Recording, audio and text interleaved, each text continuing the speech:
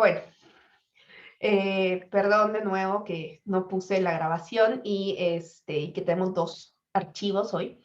Entonces estamos retomando algunos elementos de la inferencia antes de pasar a la parte práctica.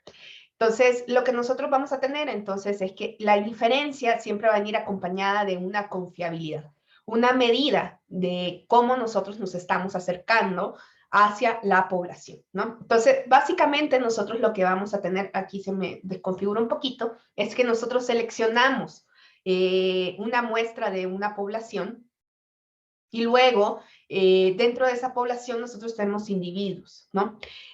Lo que nosotros llamamos individuos es lo que normalmente cuando nosotros estamos recuperando la información, vamos a, y cuando estemos haciendo el análisis, normalmente eso es un renglón en nuestra base de datos, ¿no? Es sobre donde esa sería nuestra unidad de registro de la información. A veces nuestra unidad de registro de la información coincide con nuestra unidad de análisis y a veces no. A veces nosotros vamos a tener que hacer operaciones. Entonces, la variable per se, y esto es uno de los elementos que tiene que quedar claro, las variables de estudio, porque a veces pregunto yo, ¿cuál es tu variable de estudio? No, yo estudio el trabajo. Y entonces, estudias a las personas que no trabajan y a las que trabajan. No, estudio solo a las que trabajan. No, entonces eso no es una variable, porque es algo común a todas las personas que estás estudiando. Entonces eso no varía, no es una variable. Entonces la variable debe de cambiar a lo largo de los individuos y por eso la varianza, nosotros vamos a ir viendo en estos procesos, va a ser muy importante también. Entonces, a veces confundimos variables de análisis con variables de definición de nuestra población objetivo, ¿no? Esas son dos cosas diferentes. Bueno, uno de los elementos fundamentales de cómo cómo vamos a pasar de esto que nosotros teníamos aquí de la muestra, cómo podemos hablar de toda la población, pues tiene que ver con el uso de la probabilidad, ¿no? Y la probabilidad está muy relacionada con los procesos aleatorios, ¿no? Realmente nos dicen que hay pocas cosas verdaderamente aleatorias en el mundo, ¿no? Esto me lo robé de Moore, ¿no? Parece ser, al menos hasta ahorita, lo único realmente aleatorio en el universo está dentro de la mecánica cuántica y son los átomos individuales, los quarks, ¿no? Los que están adentro ahí de los átomos, esos son casi como que, son realmente aleatorios. Nosotros lo que vamos a mostrar es que un experimento aleatorio que se realiza muchas veces sí podemos tener regularidades, pero digamos, estrictamente aleatorio, realmente solo los quarks hasta el momento, ¿no? Entonces, por ahí dicen de que Albert Einstein dijo de que la naturaleza debe tener alguna realidad fija, porque él decía que nunca iba a creer que Dios jugaba a los dados con el mundo, pero bueno, justamente por él sabemos que los quarks están ahí, por lo menos hasta el momento no se ha podido crear alguna regularidad en sus patrones de movimiento adentro de los electrones, entonces por el momento es lo más aleatorio que conocemos. De ahí nosotros lo que tenemos es que claramente cuando nosotros lanzamos una moneda, es un elemento aleatorio. Pero un fenómeno aleatorio individual es completamente aleatorio y puede tener un resultado incierto.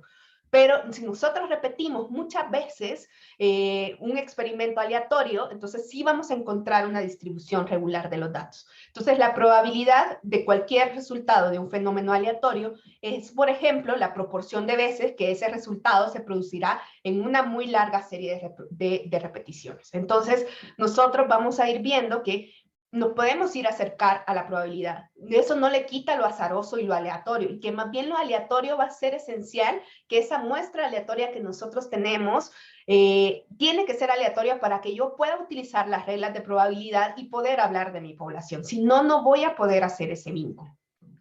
Entonces, nosotros en análisis descriptivo tenemos que hemos estado usando gráficas, medidas numéricas, tablitas de los conjuntos de datos. Y muchas veces nos hemos estado preguntando con qué frecuencia. Y una medida que se utiliza muchísimo es la frecuencia relativa, ¿no? Entonces, cuando n, si nosotros pensamos que ese tamaño de la muestra lo hacemos muy grande, que es cuando decimos que tiende hacia el infinito, entonces nosotros podríamos pensar que esa frecuencia relativa se parece a la probabilidad, ¿no? De cuántas veces aparece ese valor dentro de la población. Hay, por tanto, si nosotros hiciéramos de acuerdo al tipo de experimento aleatorio que nosotros estamos haciendo, hay diferentes modelos de probabilidad. Los modelos de probabilidad nos van a ir explicando cómo se comportan los valores de una variable aleatoria en términos de su probabilidad. Entonces, esto va a depender mucho del tipo de experimento que estemos haciendo. Pero obviamente no los vamos a ver todos, esto sería todo un semestre de ver todas las distribuciones de probabilidad que existen. Nosotros nos vamos a concentrar en la distribución normal, que ustedes ven que está aquí al centro. Esta distribución normal está al centro porque es como Roma, todos los caminos llegan a Roma. Acá en esta grafiquita que les pongo, que es de un libro, que alguien la puso en internet y me la robé, me la robé de un tweet. Luego dice, la gente piensa que no estoy trabajando cuando estoy tuiteando, pero sí. Y como me cambiaron aquí, no puedo, ahí está. Hoy sí. Acá está la normal. Ustedes ven ahí diferentes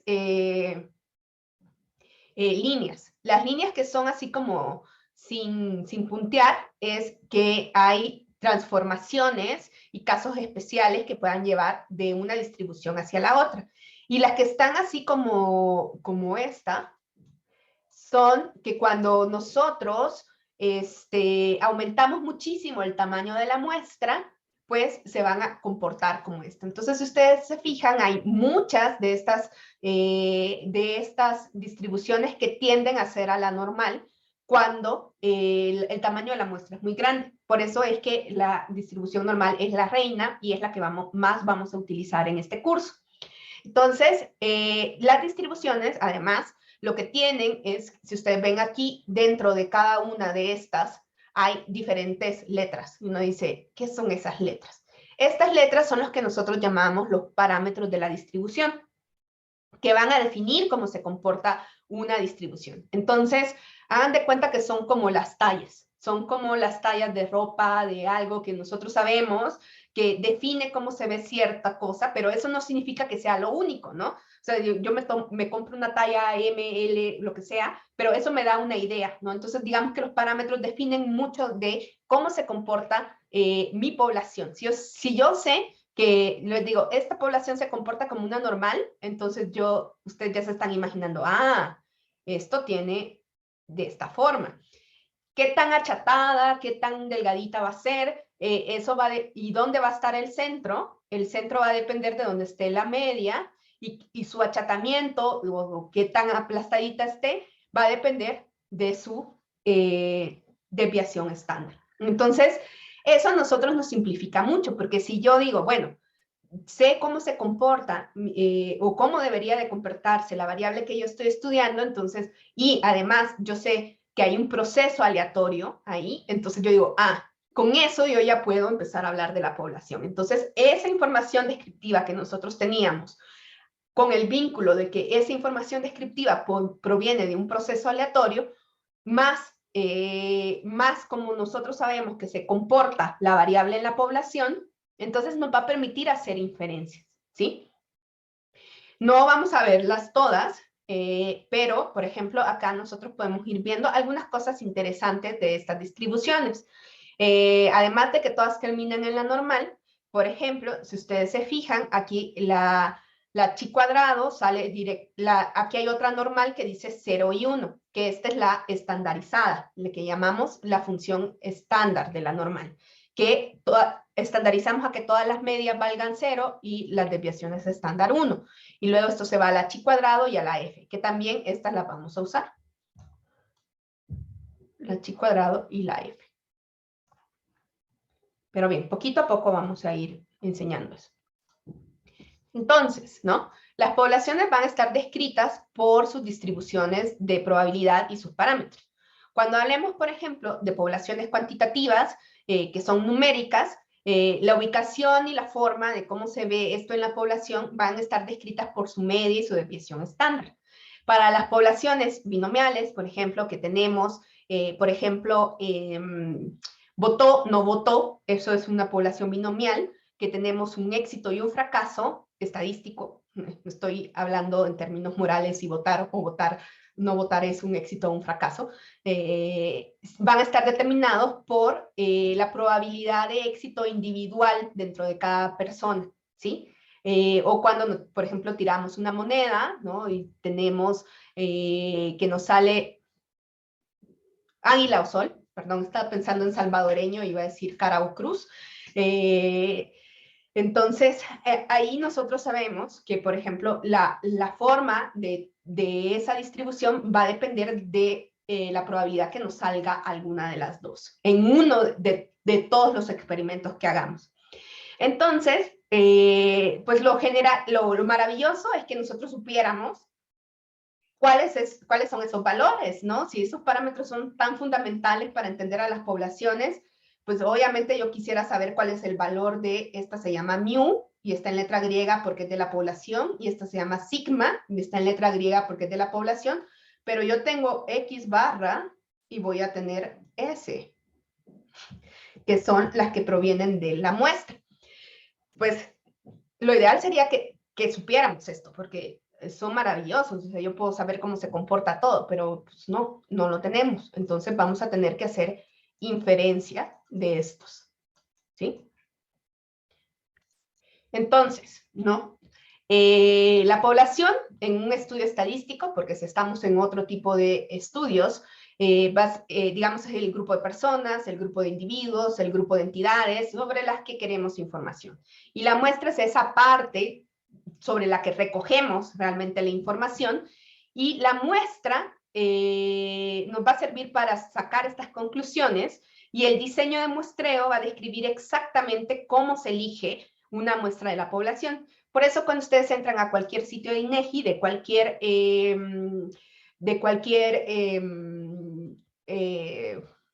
proyecto estadístico, ya sea ENOE, ENIC, van a encontrar que siempre hay una documentación del diseño muestral, ¿sí? Y ahí nos va explicando cómo se seleccionaron cada una de las muestras. Entonces, ¿por qué es tan importante el muestreo, no? Cuando nosotros hacemos la inferencia, vamos a necesitar el muestreo aleatorio por dos grandes motivos. Uno es para eliminar el sesgo de selección. Si yo entrevisto solo a mis amigos, pues no voy a poder hablar de la población, ¿no? Definitivamente. Entonces, lo primero que hace el muestreo es realmente eliminar el sesgo de selección. Pero la más importante es que nos va a permitir aplicar las leyes de probabilidad. Entonces, ¿cuáles son las dos leyes que nosotros vamos a aplicar para poder hacer inferencia? Va a ser la ley de los grandes números y el teorema del límite central, ¿no? La ley de los grandes números es quizás un poquito más común que otras, pero nos dice que si nosotros repetimos muchas veces un experimento, podemos llegar a la media real, y el teorema del límite central habla de esto que yo les estaba diciendo en la clase pasada, que tenemos una muestra de todas las muestras posibles, en realidad. Entonces, en general, bueno, si ustedes ven aquí ahorita, como voy a hablar más en general de los parámetros y los estimadores, cuando ustedes vean un gorrito, significa que es algo que nosotros calculamos, ¿no? Es un estimador o un estadístico. Es algo que nosotros hicimos con información muestral, ¿sí? Cuando ustedes vean un gorrito es eso. Y una letra griega es un parámetro, ¿no? Entonces, cualquier gorrito sobre una letra griega es el calculado y este es el parámetro, ¿no? Entonces, por ejemplo, ¿no? Si nosotros en la ley de los grandes números hacemos un experimento muchísimas veces, lo que vamos a tener es que, por ejemplo, acá se tiró un dado, ¿no? Y este dado se fue sacando la media, ¿no? En la letra de cita es el número de veces que yo tiré el dado y el promedio de lo que me va saliendo, ¿sí? Ahí va, la verdecita, y se estabiliza en cierto valor que le llamamos la media teórica. ¿Cuál será la media teórica? Cuando yo tengo un dado, tengo 6 valores. 2, 3, 4, 5, 6, ¿no?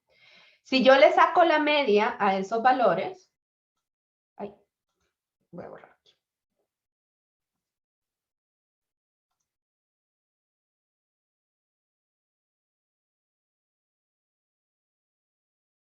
La media a estos 6 valores, no, espérense.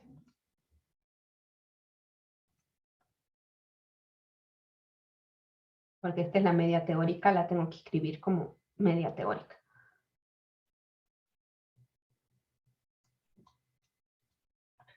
Esto, si yo sumo todos estos valores y lo divido entre 6, me va a dar 3.5, ¿sí o no?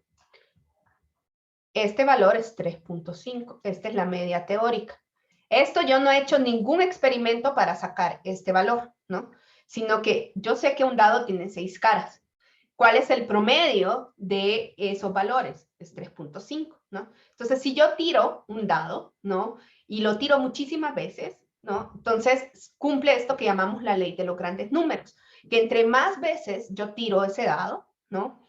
Ese valor se va a ir pareciendo más, o sea, si yo voy promediando todos estos valores, ese valor se va a ir pareciendo cada vez más a esa media teórica. Esa es la intuición de la ley de los grandes números. Se puede escribir de maneras matemáticas y todo, no lo voy a hacer, pero esa es la idea. No, por eso es que nosotros, el tamaño de la muestra nos va a permitir hacer estas aseveraciones y nos va a permitir además de poder decir, bueno, es que cuando n tiende al infinito, cuando n es más grande, por eso el tamaño de la muestra, nosotros vamos a querer que no sea tan pequeño, ¿no? Porque si no, no vamos a, pues, imagínense si nosotros hacemos una muestra muy chiquitita, pues podríamos estar muy lejos, ¿no? De acá, de la verdadera media. Entonces nosotros queremos ir disminuyendo eso y claro, que entre más grande sea la muestra, pues más me voy a ir acercando a la media teórica, la media verdadera, ¿no? Se le dice a veces. El otro es el teorema del límite central. Como yo les dije, ¿no? Nosotros en realidad lo que vamos a trabajar no es con la distribución de una variable, sino con una distribución de las medias o de las sumas de esa variable. ¿Qué pasa? Cuando nosotros seleccionamos la muestra, nosotros seleccionamos una muestra de todas las muestras posibles, ¿sí? Esa muestra, entonces, voy a tener lo que nosotros llamamos distribuciones muestrales. Aquí hay un videito que después se lo voy a poner también ahí en el sitio, que a mí me gusta mucho sobre el teorema del límite central. Pero ¿qué nos dice en sí el teorema del límite central? Es que, bueno, si yo tomara todas las... Es un teorema, además, como muy teórico, porque hay algunas simulaciones, por ahí creo que hay una en R, se la voy a mandar por si alguien la quiere ver, que, bueno, yo tengo a la población, ¿no? Y puedo ir seleccionando muestras de esa población. Si yo seleccionara todas las muestras posibles, ¿no? Si yo seleccionara todas esas muestras posibles, puedo dibujar cómo se distribuyen las medias de esas distribuciones. Acá nosotros tenemos una X barra, aquí otra X barra, o sea, aquí tengo, todas estas me están llamando a una X barra. Y el teorema del límite central nos dice que aquí en medio, si yo sacara las X barras, o sea, sacara la media de todas esas X barras, aquí va a estar mu. Aquí va a estar mu. ¿Qué más nos dice el teorema del límite central? Que si el tamaño de la muestra, por ejemplo, aquí tenemos un tamaño de 5, aquí tenemos un tamaño de 10, y aquí tenemos un tamaño de 50, por ejemplo.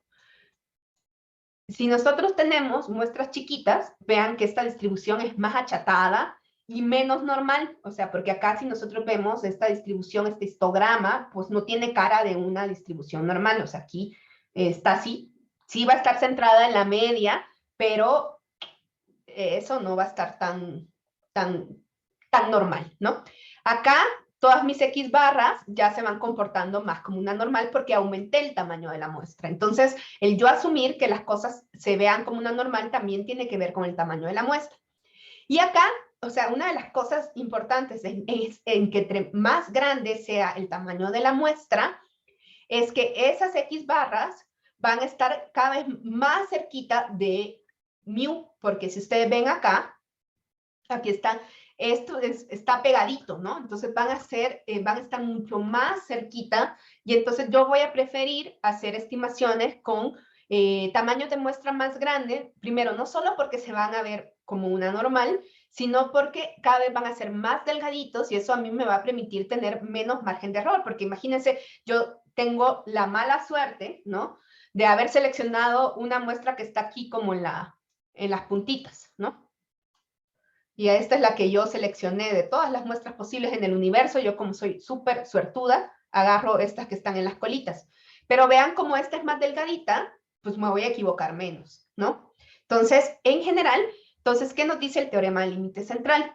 Que si yo saco todas las muestras posibles de una población, que obviamente no lo voy a hacer porque estoy sacando una muestra porque justamente no tengo dinero para entrevistar a la población, pero si en un mundo hiciéramos eso, y si yo ordeno cada X barra y hago un gráfico de esas X barras, voy a ver que estas se comportan como una normal y que además van a estar centradas en la media mu y que además, si yo esas muestras las voy tomando de tamaño más grande, esa distribución se va a ver cada vez más normal y cada vez más delgadita.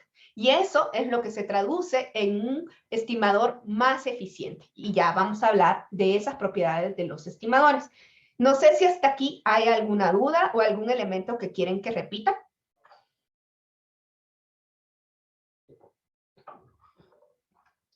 Bien.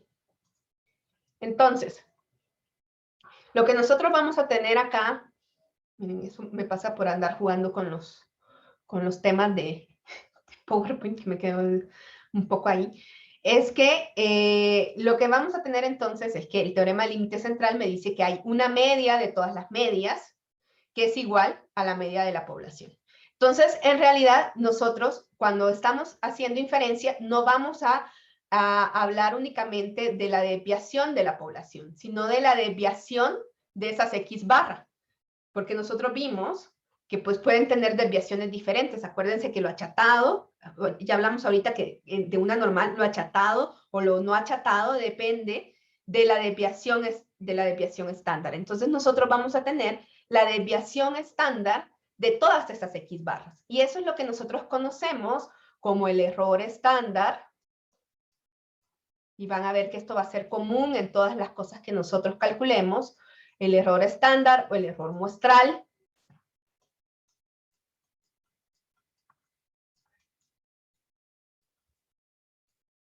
Y entonces vamos a ocupar ese error estándar y ese error muestral para poder utilizar distribuciones Z para hacer nuestras estimaciones, ¿no? La Z, si nosotros estandarizamos estos valores, cualquier X barra que yo le resto la media y lo divido entre su desviación estándar, me queda un valor estandarizado y me dice a cuántas desviaciones estándar estoy del centro.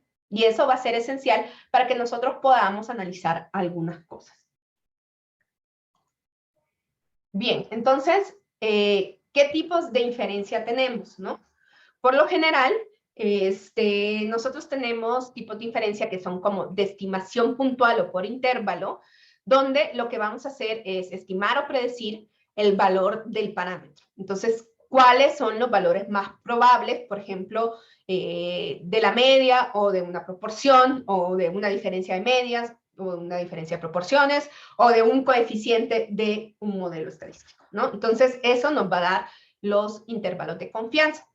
La otra es que también vamos a hacer pruebas de hipótesis, ¿no? Estas asumen, las pruebas de hipótesis, parten de una idea preconcebida. Entonces, si yo digo, mire, dado que yo digo que la población tiene una media de 5, la información de la muestra puede validar eso, Porque como nosotros sabemos, tenemos una distribución de la media muestral y nosotros sacamos una muestra de todas las muestras posibles, y entonces yo me podría hacer la pregunta, ¿cuál es la probabilidad de que, si eso es cierto, que esos son los valores de la población, cuál es la probabilidad de que yo haya obtenido estos resultados que yo tengo con mi muestra? Eso se hace con las pruebas de hipótesis. Y bueno, también vamos a ver los modelos estadísticos, que a mí me gusta verlo como un conjunto de pruebas estadísticas, ¿sí? Porque vamos a ir haciendo diferentes pruebas de hipótesis concatenadas para mostrar las relaciones que existen de una variable dependiente, en este caso de los tipos de modelo que vamos a ver nosotros, y cierto grupo de variables independientes.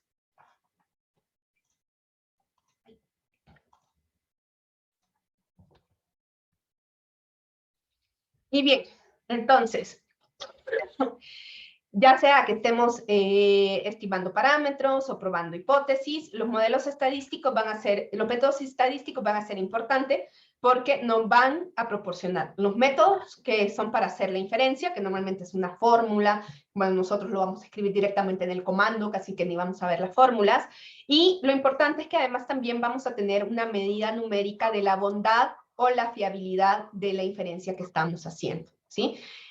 No vamos a decir, la población tiene una media de 5, sin decir cuál es el margen de error de esa estimación que estamos haciendo. Porque como sabemos, nosotros vamos a tener una media, por ejemplo, que obtuvimos de una muestra, pero que esa muestra no es la única posible, que era igual de probable de ser seleccionada que otro montón de muestras. Entonces eso es algo que nosotros tenemos que tener siempre en la cabeza, ¿no? Que esta muestra, si bien el elemento aleatorio me sirve para establecer que se comporta y hay elementos regulares en la población y que me permite utilizar la ley de los grandes números y que me permite utilizar el teorema del límite central, pero también eso implica que yo no estoy viendo realmente a la población y que tengo una media de todas las medias posibles.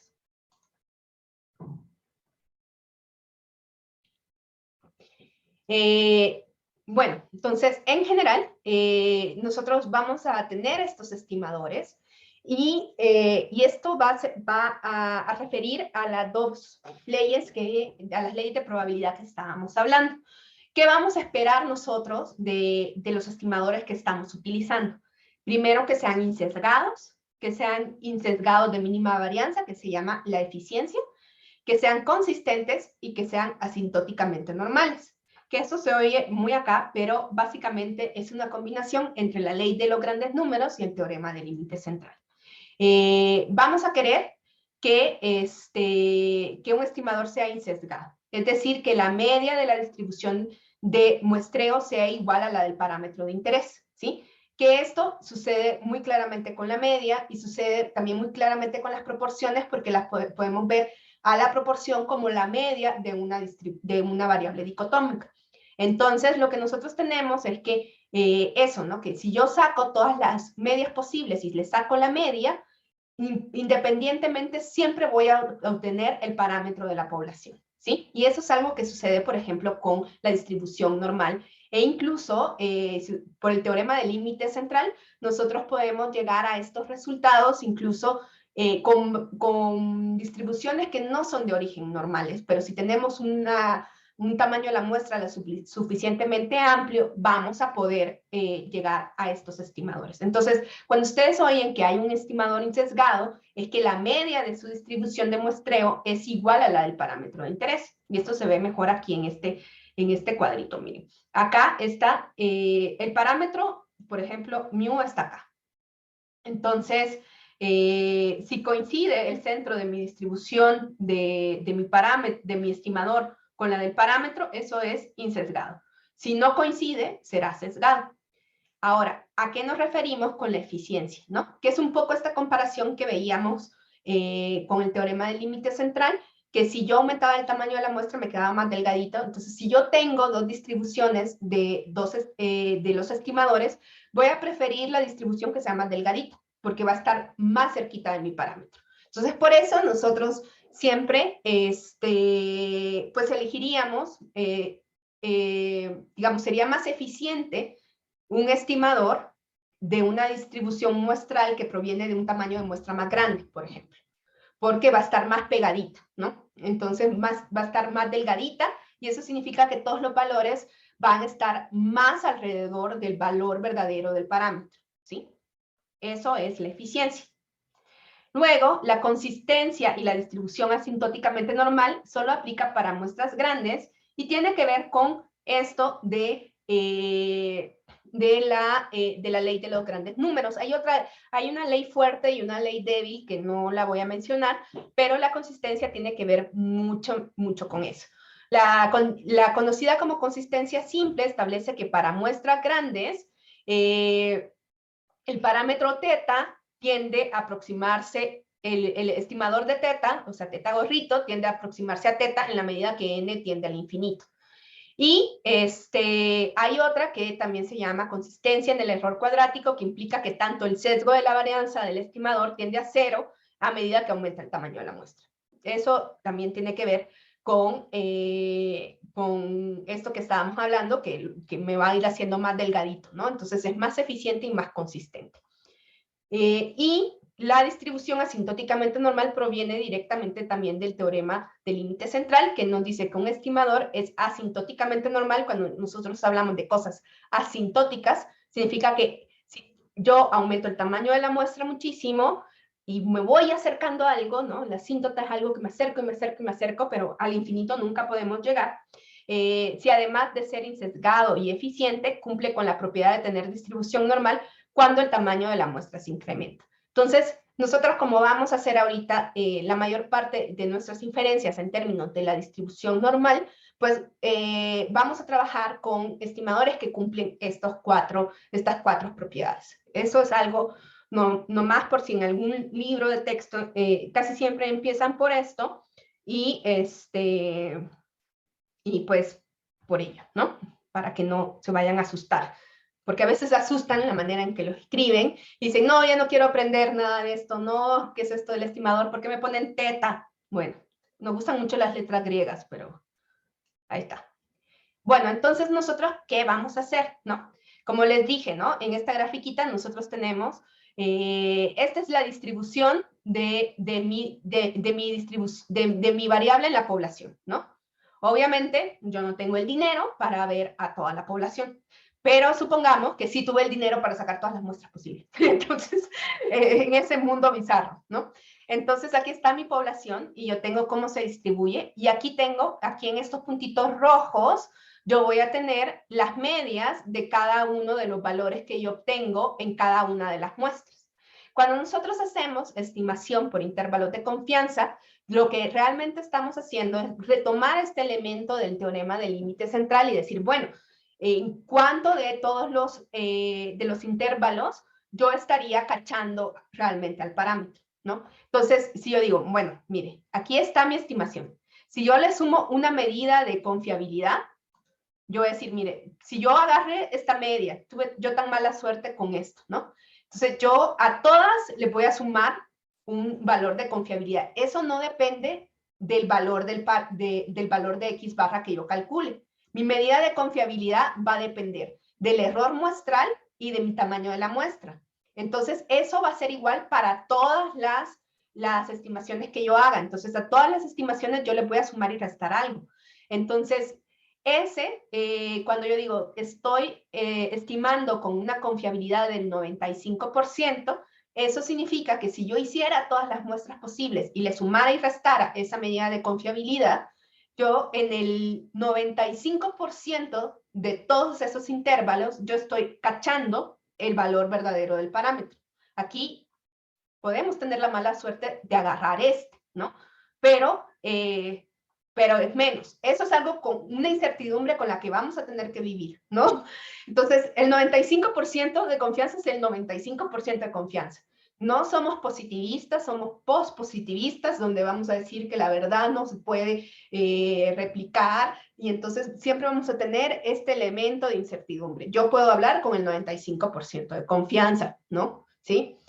Entonces, ¿qué va a pasar en la medida en que yo voy aumentando la confianza? Voy a ir aumentando este tamaño de los brazos, ¿no? Y puedo quizás ir aumentando eso, pero fíjense que en lo que yo aumento esos brazos, voy a ir disminuyendo la precisión, ¿no? Cuando yo hago mi intervalo de confianza, entonces yo voy a decir, mire, con el 95% de confianza, yo le puedo decir que los ingresos están entre 40 y 42 pesos. Bien, eso está bien. Pero si yo le digo con el 99% de confianza, con el 99.9999 de confianza, suena como muy potente, los ingresos están entre 0 y 40 pesos. Voy a decir, ¿qué? Entonces, es un trade-off aquí. En la medida que ganamos confianza, vamos a perder precisión y viceversa.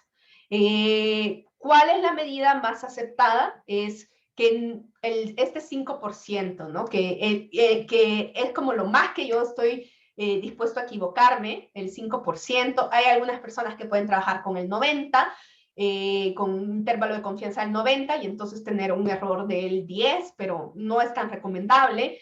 Pero al menos el 95% de confianza. Ya si es más, pues mucho mejor. Pero también habrá que tomar en cuenta el nivel de precisión con el que podamos estar haciendo nuestras estimaciones.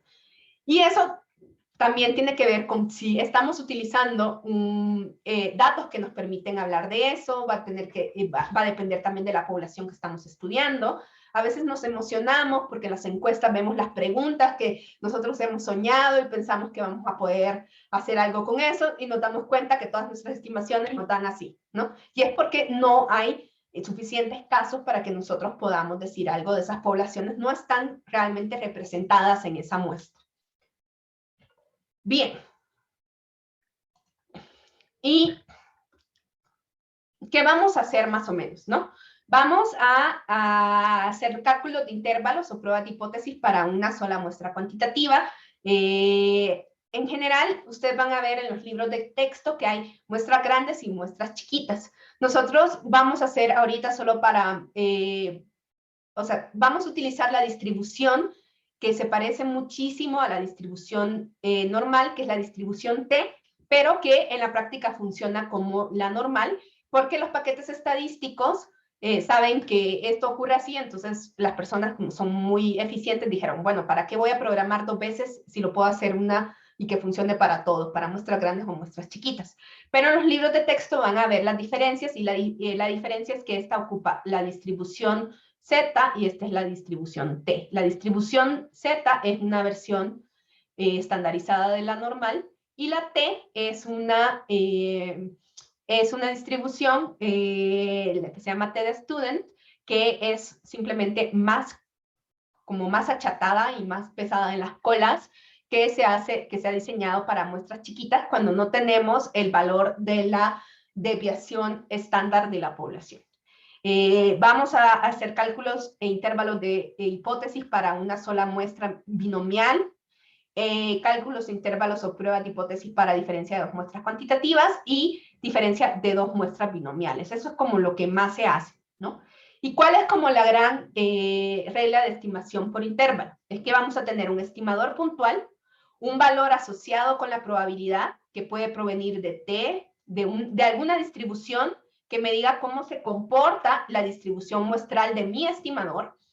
Y para la varianza y todo eso puede ser la chi o puede ser la f, pero ahorita vamos a trabajar más con estas, que se va a multiplicar ese valor que me está diciendo, el 95%, que me está dando ese 99%, multiplicado por el error estándar de nuestro estimador, que va a tener que ver con, en general, para estos casos, con la varianza y con el tamaño de la muestra. Y la varianza es, digamos, en términos poblacionales, ¿no?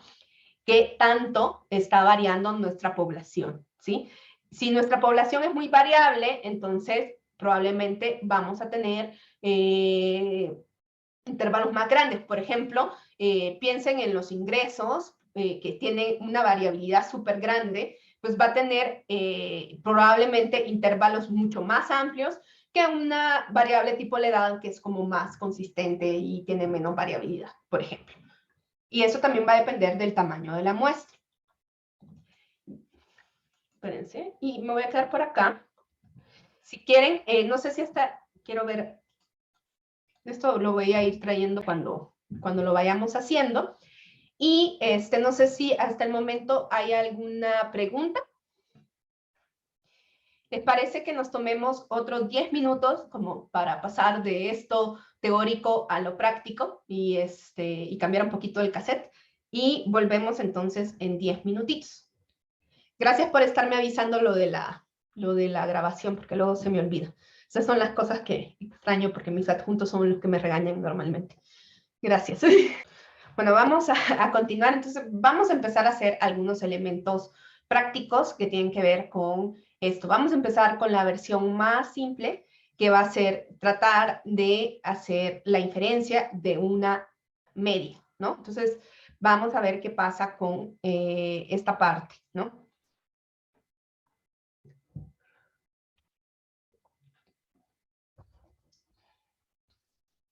Y bien, voy a compartir de nuevo la pantalla para ver dónde nos quedamos. Hoy ya sí de nuevo en el R.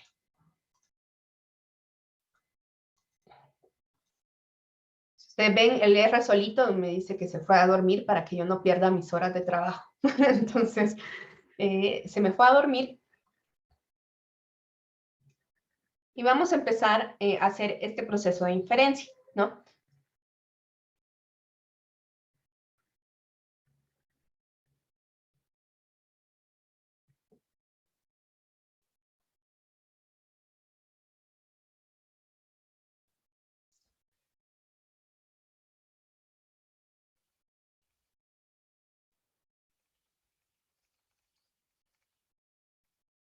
Si ustedes ven acá en ayuda y ponen distributions con mayúscula, ahí van a ver todas las distribuciones que ustedes pueden encontrar. Si ustedes ven aquí algunos nombres de esa otra grafiquita que les puse, están acá. En R, digamos, como en cualquier otro paquete estadístico, como en Excel, podemos encontrar algunos valores importantes de estas distribuciones, ¿no? Entonces, si ustedes ven, la que más vamos a usar nosotros es la distribución normal, que es esta de acá. Entonces, nosotros le vamos a poder preguntar cosas a R y lo vamos a usar un poquito para comprobar algunos resultados que nos van a ir dando. Pero también ustedes pueden, para ver cómo funciona un poquito esto de la distribución normal, déjenme ponerles una calculadora que a mí me gusta bastante, que por ahí Sara la debe de conocer porque la uso mucho en clases, a mí me gusta porque es muy gráfica.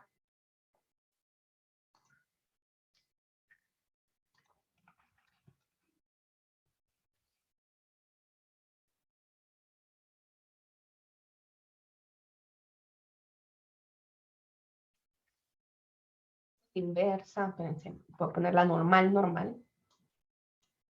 Ahí está. Entonces, ¿cómo funciona una distribución normal? Antes de irnos como a la parte de código en sí de R, vamos a ver un poquito qué significa esto y por qué vamos a usar algunos de estos valores. Le voy a poner esta liga acá. Y entonces, lo que nosotros tenemos acá es una distribución normal estándar, donde la media es 0 y la desviación estándar es 1, ¿sí? Entonces, ustedes ven, está centrada en 0, aquí está la media, ¿no? Entonces, nosotros hacemos muchas veces esta transformación porque es mucho más simple y esto nos va a permitir encontrar elementos, ¿no? Las distribuciones vamos a usar una cosa que se llama la distribución en sí y otra que es la inversa, ¿sí? Si ustedes se acuerdan o en algún momento ustedes tuvieron clases de matemática, ¿no? Una función es que a cada valor de X le corresponde un valor de Y, ¿no? Entonces esa es una función, ¿no? X determina los valores de Y, ¿no? Entonces, pero a veces nosotros queremos pasar de Y a X y eso es una función inversa. En el caso de la probabilidad, en el caso de la probabilidad yo voy a tener mi valor de mi variable dependiente, en este caso estandarizada, y le voy a llamar Z, y un valor de la probabilidad, ¿sí? Entonces, cuando yo estoy utilizando la distribución, digamos, normal, yo le voy a dar valores de Z y me va a dar valores de probabilidad. Entonces, acá nosotros podemos ver, y los valores de probabilidad son estas áreas debajo de la curva. Entonces, estas calculadoras, estos procesos estadísticos que nosotros estamos haciendo, básicamente nos están ayudando a integrar una fórmula muy horrible que tiene la distribución normal. Si ustedes se acuerdan cuando lo vimos en la presentación, que estaban ahí las formulitas, la fórmula de la distribución normal no es bonita, ¿no? Entonces, ay, espérense que tengo que quitar esto. Quiero ver si la tengo por acá. No, aquí no se ve la fórmula de la distribución normal. Entonces, lo que estamos haciendo es encontrar áreas debajo de la curva. Entonces, lo que nosotros hacemos cuando nosotros estamos haciendo un intervalo de confianza es que yo digo, bueno, aquí está mi valor y yo le estoy sumando y restando cierta cantidad para ver cuánto yo estoy sacando de esa área debajo de la curva. Entonces, normalmente nosotros encontramos, por ejemplo, esas áreas no tanto utilizando esta distribución, sino la inversa, porque nosotros tenemos muy claro cuánto nosotros queremos tener de confiabilidad. Ya dijimos que queremos agarrar el 95% de todos los intervalos posibles, o que queremos el 99%. Entonces, ¿se acuerdan que terminé en la presentación diciendo que íbamos a tener un valor que provenía de esta distribución multiplicado por el error estándar, que nosotros sabemos que es la desviación estándar de la distribución muestral de nuestro parámetro?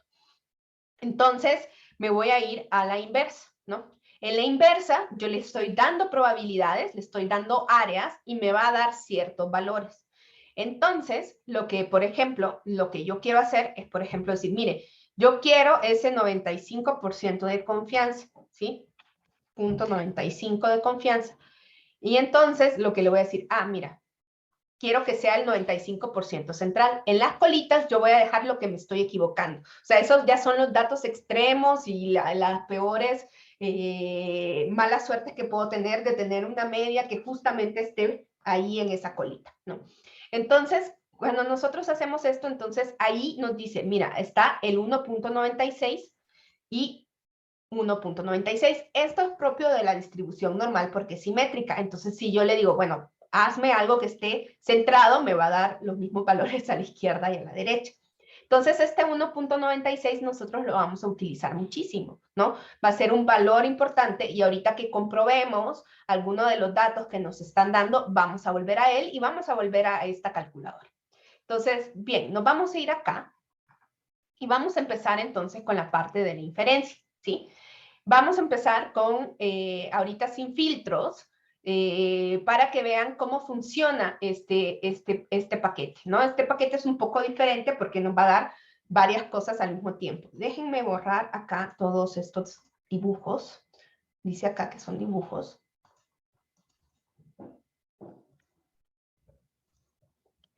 Y voy a decir, ok,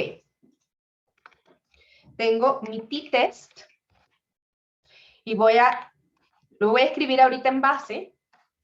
Y digo, bueno, aquí está mi objeto donde está mi base de datos y escojo mi variable, que son los ingresos por hora.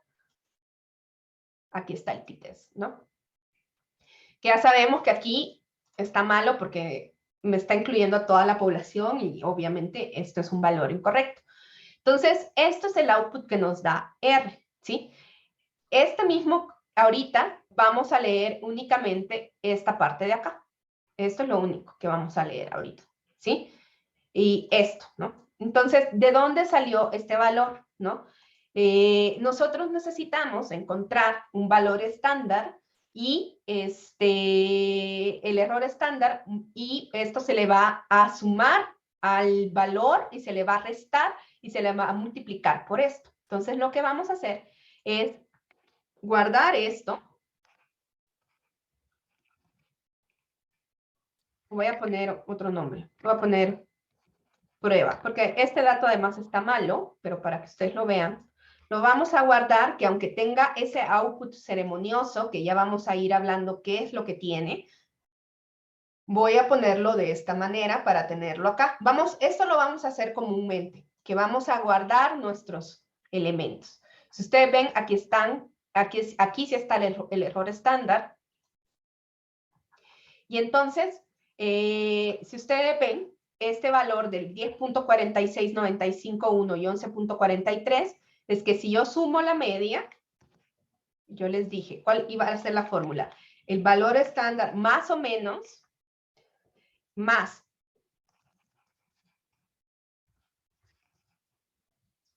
este es el error estándar, estándar error, por 1.96. Ay, se me fue mal. Ahí está el 11.43, ¿no? Si hago esto y se lo resto,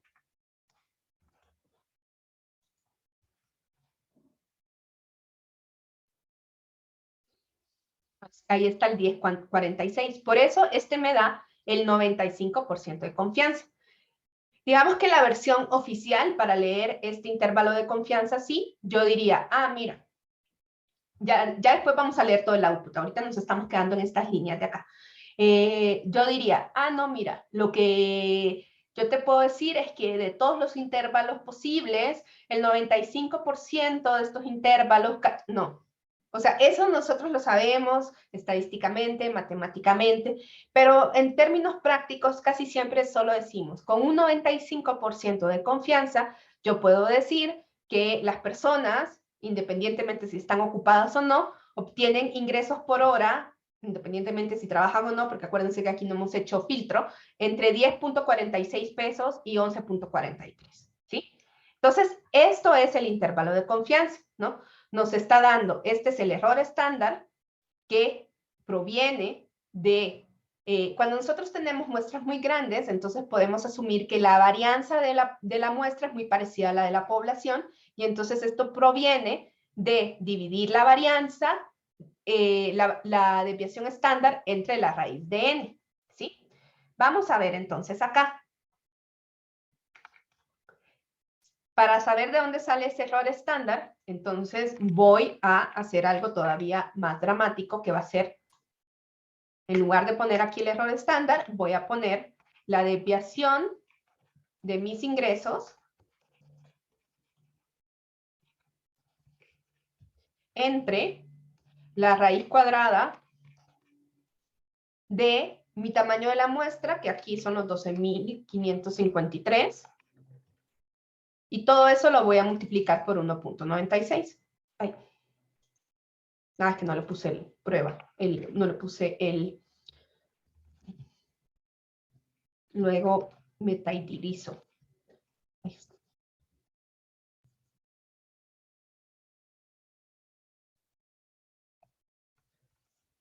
Entonces, digamos que lo que está haciendo R en estos procedimientos es hacer todo esto, ¿no? Nos ahorra la fatiga de hacer todos estos procedimientos, ¿no? Nosotros no tenemos la necesidad de calcular la desviación estándar, de calcular la raíz cuadrada de esto, e incluso acá puedo ir más allá y decir, ok, ¿no? ¿Qué es lo que está haciendo R?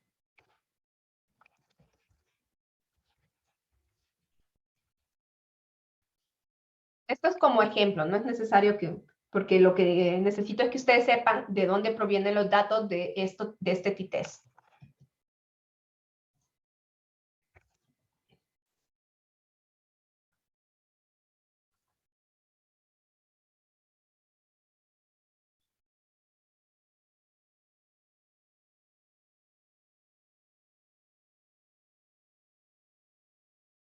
Y no, a ver, no.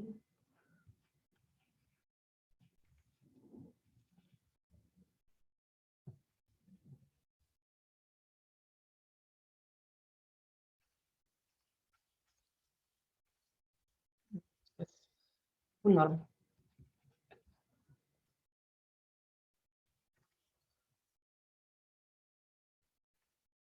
Ahí está, porque como tengo el 95%, el 5% lo corro en las otras, ¿sí? Entonces, eso es lo que está haciendo. Digamos que si nosotros supiéramos qué es lo que está haciendo R para darme esta parte de acá, en realidad sacó la media de los ingresos, le sumó la desviación estándar dividida entre la raíz cuadrada y lo multiplicó por este valor asociado a nuestra distribución normal, ¿sí? Le voy a pegar esto acá para que ustedes vean.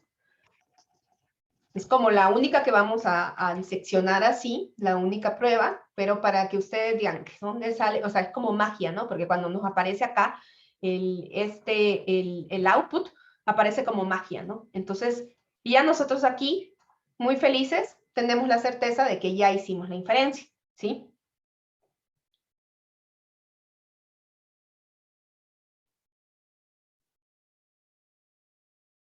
Si ustedes ven en estos intervalos de confianza, siempre va a quedar centrada la media ahí.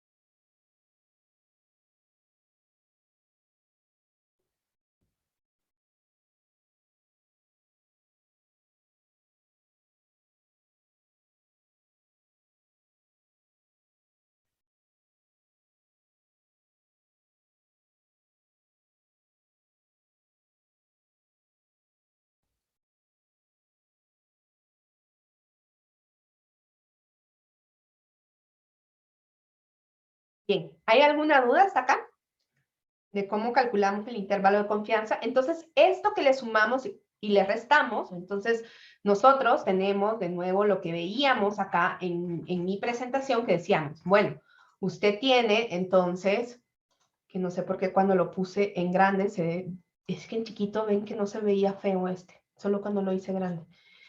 Entonces, ¿qué teníamos? El estimador puntual, que era nuestro 10.9528, más un valor asociado con la probabilidad, multiplicado por el error estándar. Que el error estándar es, en este caso, ¿se acuerdan que vimos para la media específica? Vimos que era el valor de la desviación estándar entre la raíz de n. Cuando nosotros tenemos muestras grandes, y no conocemos el valor de la desviación estándar de la población, y es un poco obvio, porque vamos a decir, bueno, es que si tuviera el valor de la desviación de la población, pues tendría el de la media, y cómo es que no lo voy a tener.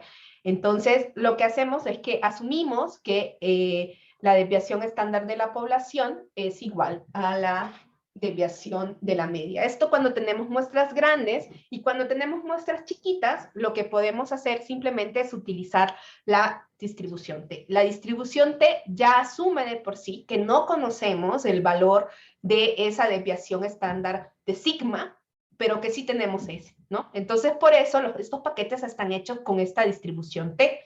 La distribución T es ligeramente diferente a la distribución normal porque depende del tamaño de la muestra. Ahorita con lo que nosotros ya estuvimos viendo un poquito de esta consistencia de los estimadores que yo les decía, es que es más delgadito, más achatadito, más... Entonces, y que al mismo tiempo eso estaba relacionado con la varianza, entonces la distribución T incluye el parámetro del tamaño de la muestra en su forma, ¿sí? La distribución T va a ir cambiando dependiendo del tamaño de la muestra, ¿sí? Si el tamaño de muestra es más chiquito, entonces va a ir teniendo otros valores. Y ya en el infinito, cuando la muestra es muy grande, es igualita a Z, ¿sí? Bien, entonces todos estamos bien ahí con el intervalo de confianza porque vamos a ir modificándole un poquito, ¿no? Ahora, miren. Ana, ¿Sí? rápido, nada más, o sea, sí me queda claro, solo en el último comando, que en lugar de 1.96 pusimos QNorm Ah, sí. a 0.975, ¿eso por qué? Ah, miren, es que cuando utilizamos las distribuciones, si ustedes se fijaron acá, ¿dónde dejé mi...? Aquí, ¿no? Cuando yo pongo el 95% central, me da dos valores, ¿no? Pero, por ejemplo, si yo le pongo el above, me da, o sea, aquí el below, por ejemplo, si yo digo el valor que si yo acumulo 95 hasta acá me da 1.64, no me da 1.95 porque aquí asume que en esta colita hay 0.05. Entonces le voy a poner 97.5 para calcular ese lado, ¿no? Este es el que da normalmente cualquier distribución, ¿sí? Entonces ustedes ven, ahí ya me puso 1.96. Entonces esta es una de esas colitas. Si yo quisiera, este otro me da menos 1.96, ¿sí? Entonces, digamos que ese más menos de nuestra fórmula proviene también de cómo se comporta la distribución, porque nosotros vamos a tener siempre, y si yo le pongo acá el 95, entonces lo que yo tengo acá es que este es el 95% de confianza. Déjenme, lo escribo. Este es mi 95% de confianza. Entonces, el otro 5%, que es lo que no está en mi nivel de confianza, le podemos llamar alfa, que es como el error que yo estoy dispuesto a equivocarme, lo voy a dividir en las colitas. Entonces yo voy a tener aquí un 2.5% y aquí otro 2.5%. Cuando nosotros estamos trabajando, ya sea en Excel o en paquetes, normalmente las distribuciones siempre acumulan de izquierda a derecha. No tenemos esto para que me diga between y no sé qué, no, sino que siempre acumulan de izquierda a derecha. Entonces, cuando yo le puse acá, tenía que ponerle el 95% más este 2.5. No sé si con eso ya te quedó claro, Stephanie. Sí, totalmente, gracias. Bien. Y, por ejemplo, si ustedes quisieran hacer este de acá,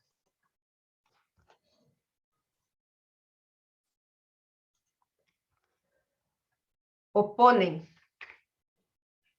aquí tendrían que dejarlo positivo porque el negativo va a salir de este valor, y le ponen 0.275, que es el del otro lado, ¿no?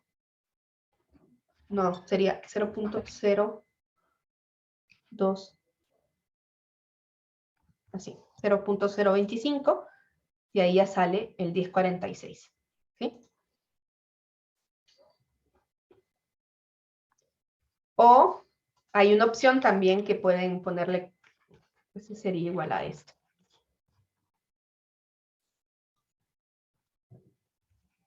Lower tail false. Para que dé del otro lado, si ustedes quieren el otro lado, pone así. Esto es equivalente. ¿Ven qué horrible base? Porque esto lo tengo súper grandote. Ay.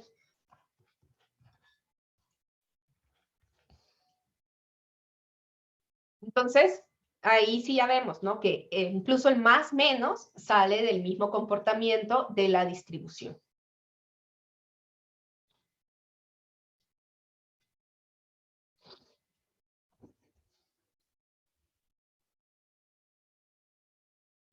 Bien. Ahora, ¿cómo nosotros podemos ocupar este? Porque necesitamos los filtros. O sea, aquí sabemos que tenemos a niños, a personas que no están trabajando, todos esos que tuvieron ingresos laborales por hora cero porque no trabajan, ¿no? Entonces tenemos que hacer nuestros filtros. Luego le voy a enseñar el paquete Infer, que no da el output tan ceremonioso, pero que sí lo da, sin tanto problema. Pero si nosotros quisiéramos utilizar este comando t-test, no es tan compatible con la forma que veníamos programando. Voy a poner mis filtros, ¿no? Así como para hacer el intervalo de confianza que hizo INEGI, ¿no? Entonces, voy a poner acá que clase 2, que eran mis ocupados, sea igual a 1. Mi otro filtro, que era que tuvieran ingresos, es decir, que fueran mayores que 0. Que los ingresos por hora sean mayores que 0. Ay. No.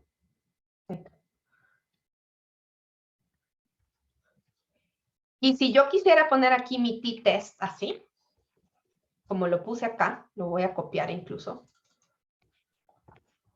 No necesito ponerle Esto porque aquí ya sabe que viene de acá. Si yo le pongo esto, me va a dar error. Tan, tan, tan. Me va a decir, ah, no, qué horror. Entonces, lo que he aprendido con el tiempo es que podemos decir, escribir este comando que se llama with, para que entienda que todo esto que ya hice de filtro, que con eso haga esa prueba, ¿no? Entonces, hoy sí, ya nos dan los datos que ya conocíamos de 42.83 pesos, ¿no?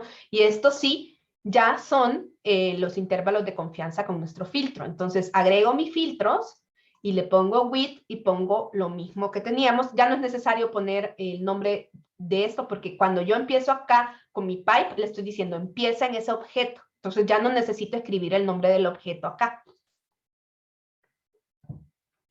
No sé si quedó claro esto.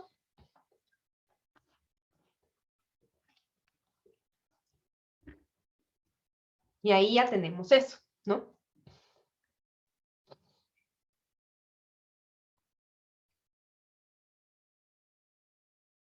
Y hoy sí podemos decir que las personas que trabajaron y que ganaron dinero en este periodo en Aguascalientes, con un 95% de confianza, yo sé que ganaron en promedio entre 41.43 pesos y 44.22 pesos.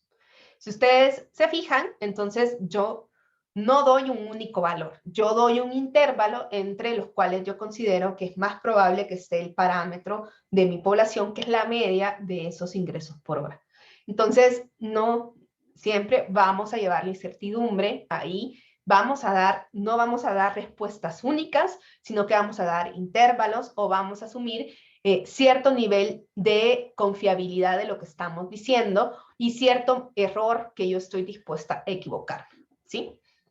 No sé si hasta aquí hay alguna duda.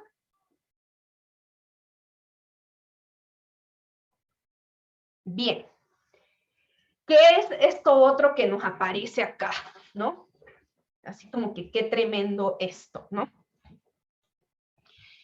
Nos aparece acá estas dos líneas que parecen un poquito de chino básico, ¿no?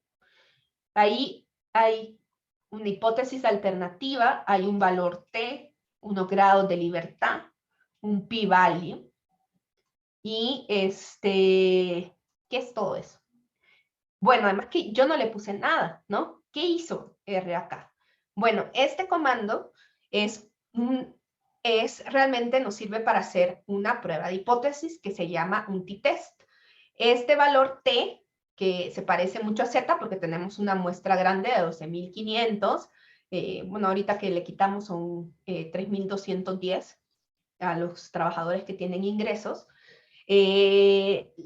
Entonces, ¿qué es lo que nosotros estamos viendo acá? Estamos viendo una prueba de hipótesis, ¿sí? Asume R, como yo no le di nada, que hay una prueba de hipótesis acerca de que la media de los ingresos es distinta de cero, ¿sí? Y pues yo no le dije nada. ¿Por qué hizo eso? Bueno, porque asume muchas cosas, ¿no? Veamos acá en la ayuda, si escribo t.test, aquí me dice, cuando ustedes vean acá, siempre en esto, ustedes van a ver que si hay un valor específico, es el valor que está dado como por default, ¿sí? Entonces acá lo que me está diciendo es que asume que el valor de mu en la población es 0, por alguna razón, ¿sí? Entonces, aquí el valor es 0. No, ya van a ver por qué razón es ese 0 cuando veamos las diferencias de medias. Y aquí hay otros elementos. También el intervalo de confianza está establecido en 0.95. Yo eso lo puedo cambiar también. Veamos cómo lo cambio, ¿no? Antes de ver lo de las hipótesis, cambiemos el nivel de confianza.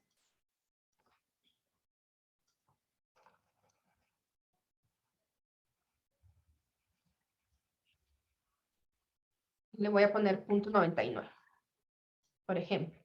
Por default, yo no le dije de qué nivel de confianza quería. Asumió el 95%, porque yo les decía que ese es como el valor más normativo que tenemos.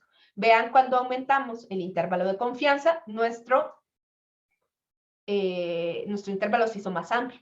Hoy va de 41 a 44.6 pesos, ¿no? Se volvió más ancho, ¿sí? Si yo lo pongo más chiquito, pongo uno de 90, por ejemplo, pero ahí yo estoy diciendo que tengo un 10% de chance de equivocarme y que no esté cachando el parámetro. Está entre 41 y 44. Me dio muy parecido, ¿no? Me dio como igual.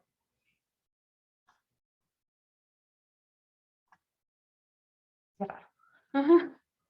Ahí está. No. En 95. Bueno.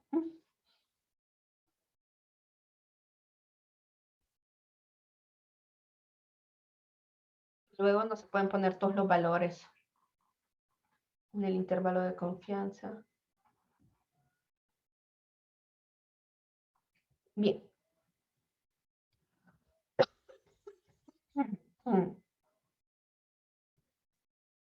Entonces, ¿qué es una prueba de hipótesis?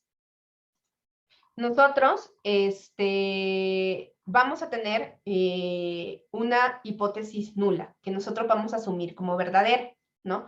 Por ejemplo, podríamos comparar contra los valores nacionales, contra algún valor específico, contra el valor del año pasado, y entonces nosotros podríamos decir información acerca de si en la población nosotros tenemos estos elementos, ¿no?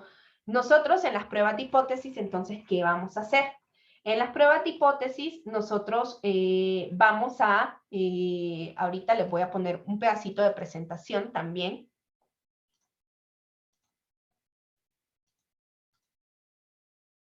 Porque lo que tenemos en las pruebas de hipótesis es que lo que vamos a tener es que nosotros estamos asumiendo un valor verdadero en la población.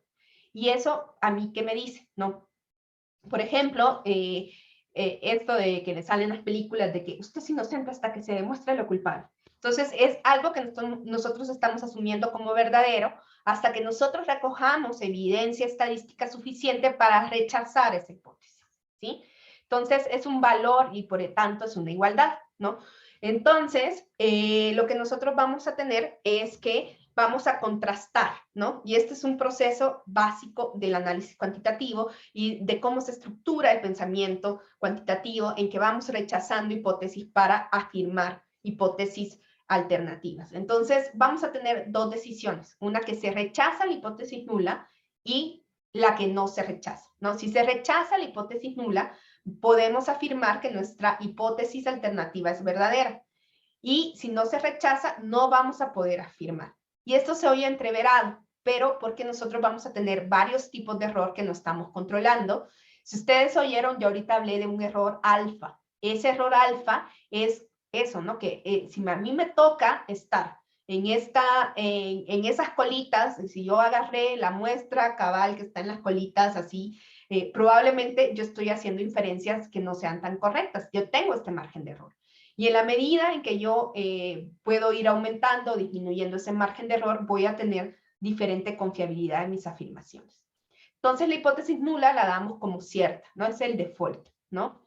Y, por ejemplo, ¿no? Nosotros vamos a poder establecer si la hipótesis nula, lo primero que vamos a establecer es la hipótesis nula y luego la hipótesis alternativa que refiere a nuestra pregunta de investigación o lo que queremos afirmar.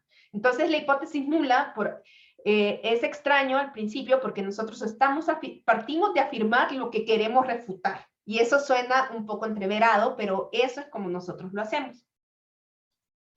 Y luego vamos a generar un estadístico de prueba, que es ese valor T, en este caso que nos está mostrando R, y vamos a poder rechazar a partir de ese estadístico de prueba, ya sea con el valor P, que ya no los calcula el paquete, o a partir de regiones de rechazo.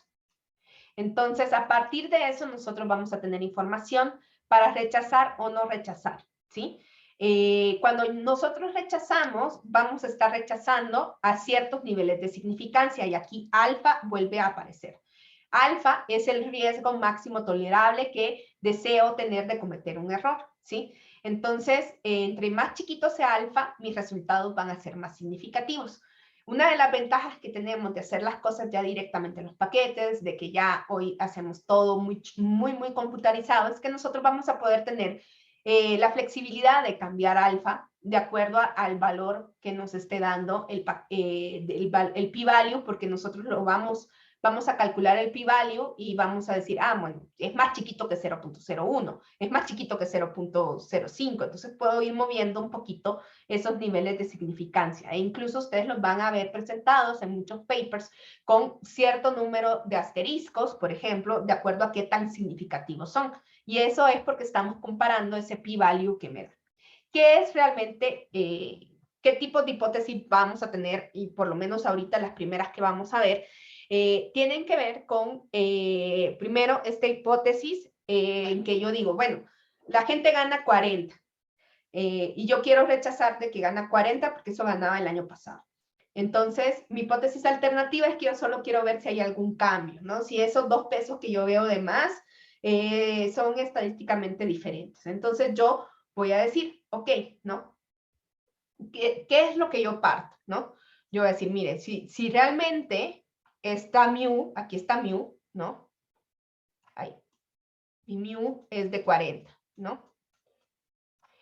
Y yo obtuve un 42, ¿no? Supongamos que el 42, porque todavía no lo hemos hecho, está por aquí, ¿no? ¿Sí? Entonces, si está por ahí, el 42, entonces yo voy a decir, mire, cae, o sea, realmente las probabilidades de que usted haya obtenido 42 cuando la población realmente es 40 pueden ser muy bajitas, ¿no? Porque el valor P es el valor que yo tengo de obtener un valor igual o más extremo que este valor de acá, de 42, pero como yo lo voy a trasladar, Stephanie, hazme un favor, quítame el control de la que se me trabó ya. ¿Y cómo hago eso? Pon como que si vas a compartir una pantalla y quítame el control. Perfecto, perfecto. ¿Ya? No sé si... comparto yo. Ajá, comparte algo ahí como que se me trabó. Gracias. Ay. Eso. Les digo que no sé por qué pasa. Y ya dejo de compartir, ¿no? Y ahorita ya vuelvo yo. Es que es cuando uso algunas herramientas de Zoom y PowerPoint. Eso es lo que he podido, ya saben, estoy buscando la regularidad de mi fenómeno aleatorio y parece que es cuando comparto PowerPoint y empiezo a utilizar las de anotación pero bueno, no sé. Bueno, entonces aquí teníamos mi 40 y aquí mi 42. ¿Cómo voy a encontrar yo en términos de mi estadístico de prueba dónde está? Bueno, miren, yo digo, mi 40, como yo sé que es mu, estoy asumiendo que es mu, aquí va a haber 0, ¿no? Como yo estoy asumiendo que es mu, entonces mi estadístico de prueba, que hoy le voy a llamar t, pero que se calcula igual que mi estadístico z, es que yo digo, mire, yo tengo mi x barra, ¿sí? Que mi x barra es mi variable aleatoria. Le voy a restar su media y lo voy a dividir entre su error estándar, que es mi desviación estándar entre la raíz de n, ¿sí? Entonces, esto me va a dar a mí un valor, ¿sí? Y ese valor es donde voy a colocar esto. Yo lo puse aquí porque es mayor, ¿no? Si me hubiera dado un valor menor, estaría de este lado, por acá. Donde esté realmente en este gráfico va a depender de este valor de t, que es el que nos da R. Entonces, ahorita ya lo vamos a colocar por ahí. ¿Qué es lo que nos está dando R? Si yo pongo realmente una hipótesis que tenga más sentido de que la gente gane igual a 0, cuando además yo apliqué un filtro de que realmente ganaran mayor que 0, ¿no? Entonces, yo lo que estoy diciendo es, si yo parto del supuesto que la gente gana 40 pesos, ¿cuál es la probabilidad de que yo con mi muestra haya seleccionado esta muestra tal que tiene este valor, ¿no? Entonces, ¿cómo yo calculo esa probabilidad? Va a ser este valor, un valor o más extremo para acá, y en este caso, como este es un espejito, ¿no? Lo voy a multiplicar por 2, ¿sí? Este es en este caso. Entonces, esa probabilidad yo la voy a comparar contra mi nivel de alfa para ver si rechazo o no. Y puedo decir, ok, rechazo o no rechazo la hipótesis nula. Entonces, entonces básicamente si a mí este valor me da muy grandote, muy grandote, lo que yo estoy diciendo es que esa distancia entre 40 y 42 la estoy trasladando a cierto número de errores estándar, porque estoy dividiendo una distancia. Si usted ve en la fórmula, aquí dice, ¿cuál es la diferencia entre mi x barra y mi mu? No, es mu entre x barra, ¿no? Sí. ¿Cuál es la distancia que hay entre x barra y mu? Entonces, esto lo estoy traduciendo a estos son los errores estándar, ¿no? Entonces, ¿a cuántos errores estándar estoy de ese valor? Y esto a mí me sirve porque hay una propiedad que tiene la distribución normal y la distribución T, porque se parecen mucho, es que si ustedes saben que más o menos a 2 desviaciones estándar, 3 desviaciones estándar, ya están dentro de un valor outlier, ¿no? Entonces, yo aquí, en lugar de medir esto en pesos, lo voy a medir en errores estándar, ¿sí? Esa T me está midiendo a cuánto error estándar estoy de este valor que yo he asumido como cierto. Le voy a poner un subíndice 0. Entonces, veamos, si yo hago este tipo de hipótesis, ¿cómo es que voy a obtener estos valores? Entonces, me voy a ir a acá. Entonces, ¿qué voy a hacer? Voy a explicitar la hipótesis nula. Supongamos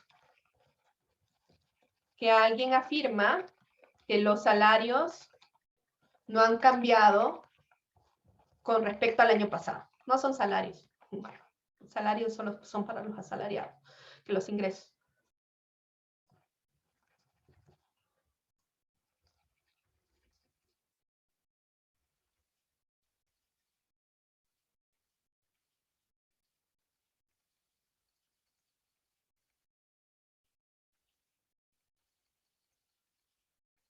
Entonces, ¿cómo yo resolvería esto aquí en R? Voy a copiar esto mismo que yo tengo acá y solo voy a explicitar cuál es mi hipótesis nula. ¿Cuál es el valor que se asume? La hipótesis nula, entonces mi paso 1 es establecer la hipótesis nula, es que mu es igual a 0. Entonces yo voy a venir y voy a escribir acá que mu, es igual a 40. Esa es la que tiene por default. Mu igual a 40, ¿sí? Entonces, hoy va a tener un poco más de sentido esto que les estoy dando, ¿no? Si ustedes se fijan acá, entonces ese valor es de 3, ¿sí? Ya vamos a ver cómo comparamos contra los otros datos que teníamos. El intervalo de confianza sigue siendo el mismo, pero y este valor, esto de aquí sigue siendo lo mismo, pero acá sí cambió esto, ¿sí?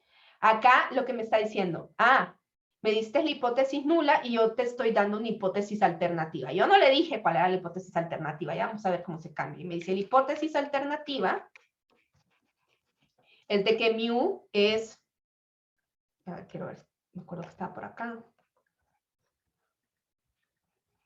Ahí está. Distinto de 40, ¿sí? Las hipótesis siempre se van a escribir en términos de los parámetros, siempre, ¿sí? Entonces, ¿y qué me está diciendo a mí con respecto a esta hipótesis, no?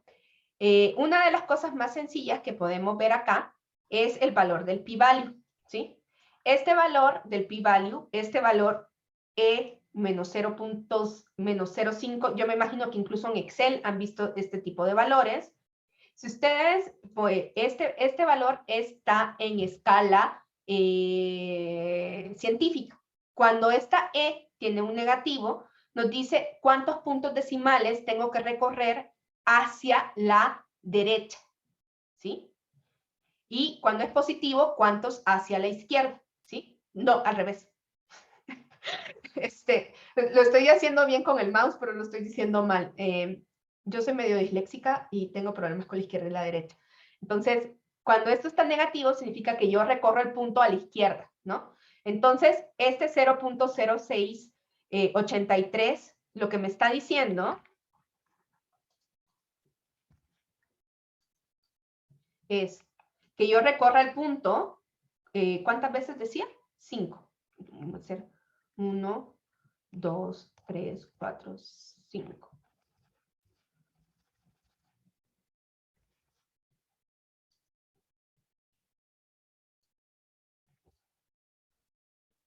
Ah, pues me puse uno más. Ahí está, ¿sí? ¿Ya vieron? Este valor es igual a eso. Entonces es un valor muy chiquito, ¿no? Entonces lo que yo estoy diciendo con esta probabilidad es que si realmente los trabajadores ganaron 40 pesos, ¿cuál es la probabilidad de que yo con mi muestra aleatoria que hice, bueno, que hizo el INEGI en Aguascalientes, yo haya obtenido un resultado como el de 42 pesos con 0.83, ¿cuál es la probabilidad de que eso haya sucedido?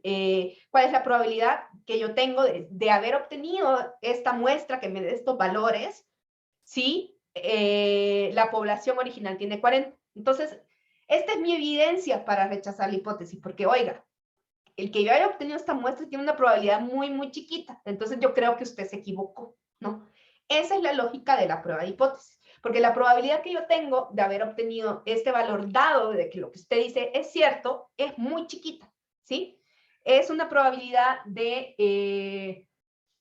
6,83 entre 1000, ¿no? Entonces, es muy, muy chiquita la probabilidad que yo haya obtenido estos valores si usted tiene la razón, ¿no? Eso es lo que hacemos con la prueba de hipótesis. Es una lógica un poco entreverada y además con muchas críticas. Por ahí ya les voy a subir un par de papers que todo el mundo quiere que nos vayamos muchísimo más por los intervalos de confianza, pero seguimos ocupándola bastante, ¿sí? Aún sigue siendo mainstream, ¿no? Las pruebas de hipótesis. No sé si hasta aquí quedó claro esto del p-value, qué significa. La probabilidad que yo tengo de haber obtenido esta muestra con media de 42.83, dado que esa muestra proviene de una población donde su media es de 40, ¿sí?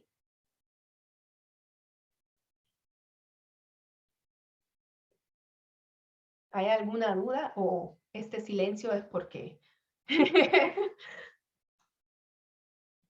Bien, entonces, ¿qué puedo hacer? Yo puedo comparar esto, puedo hacer una regla de decir, bueno, así como el 0.95 era el más común entre la comunidad, el alfa de 0.05, entonces yo voy a querer que mi p-value sea menor que mi nivel de significancia, ¿sí? Para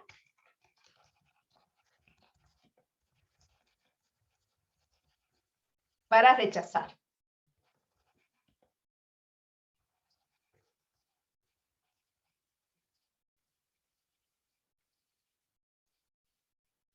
Rechazar la hipótesis nula.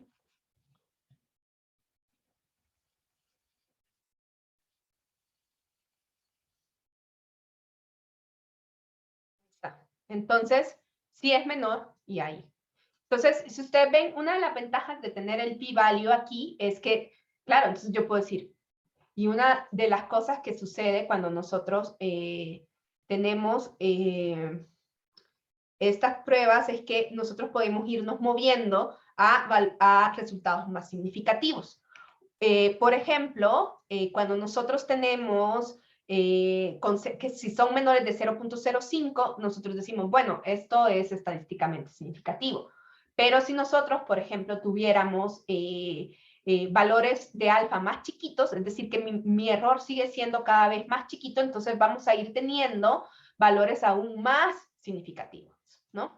Entonces, por ejemplo, ya digamos que el superlativo de decir que mis resultados son significativos tiene que ver con lo chiquito que es el p-value o lo chiquito que es el alfa, ¿no? Entonces, por ejemplo, acá, si yo ya, estos serían resultados significativos.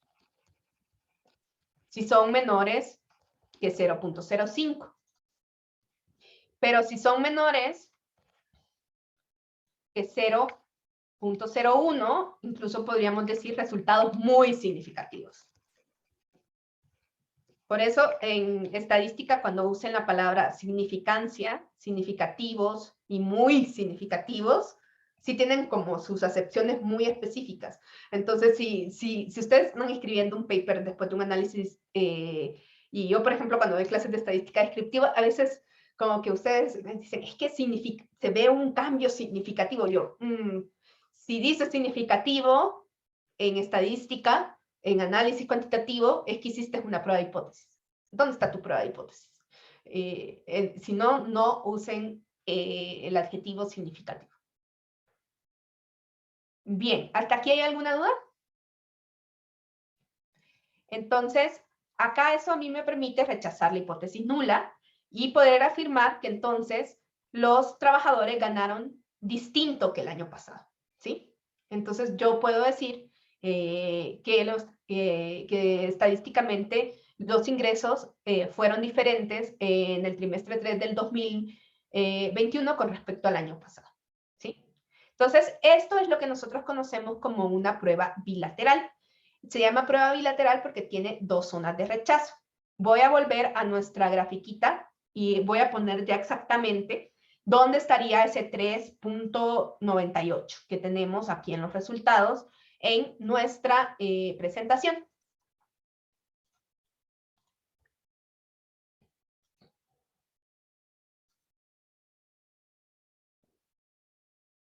Ya después de eso nos vamos a otro receso porque mi garganta está un poco dañada. Entonces, aquí está el 40, ¿no? Ay, no me salió tan recto. Aquí está el 40, que es lo que estoy asumiendo como verdad. Entonces yo estoy diciendo que mu vale 40. Y aquí yo tengo mi 42.83. Si yo tengo un alfa de 0.05, que es como, y el 1 menos alfa era como mi nivel de confianza,